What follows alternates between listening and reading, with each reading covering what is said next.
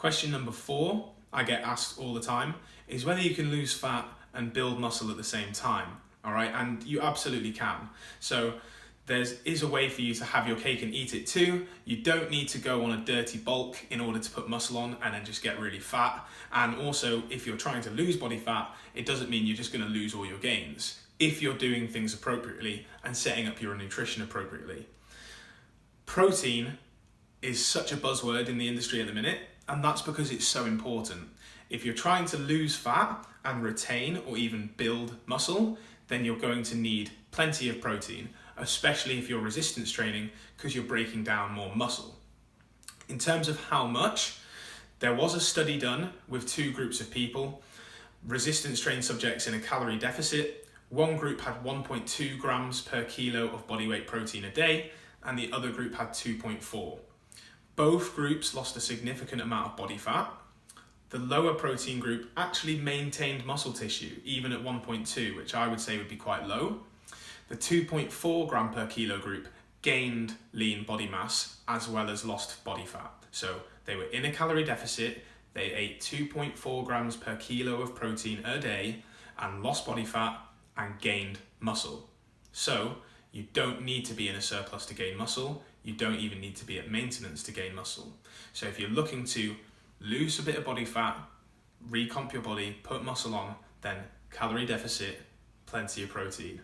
I know I sound like a broken record if you've seen other videos I've done. All right, and then question number 5 is fueling workouts. How do you do it appropriately? How do you know what to have?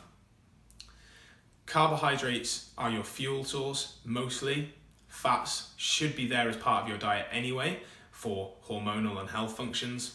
And then protein is your recovery food. All right, so I would always advocate some form of carbohydrates before training, unless you're wanting to train fasted. And if you're training fasted, then you can get carbohydrates in the night before in your evening meal, and that can be your fuel source.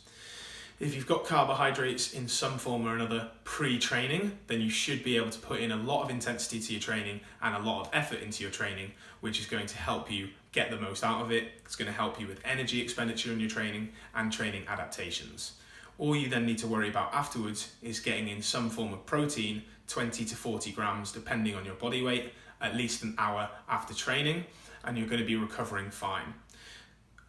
Against common bro science, you don't need carbohydrates for recovery because it depends on when your next exercise session is.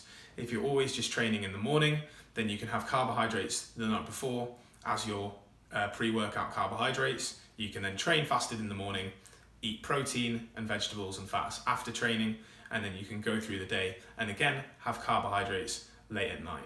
It comes down to your total calories through the day, obviously, but in terms of fueling workouts appropriately, carbohydrates in that instance beforehand, having a general amount of fat throughout the day anyway, so that you've got that underlying energy source for aerobic metabolism and general health function, and you should be fine. Thanks for watching, guys.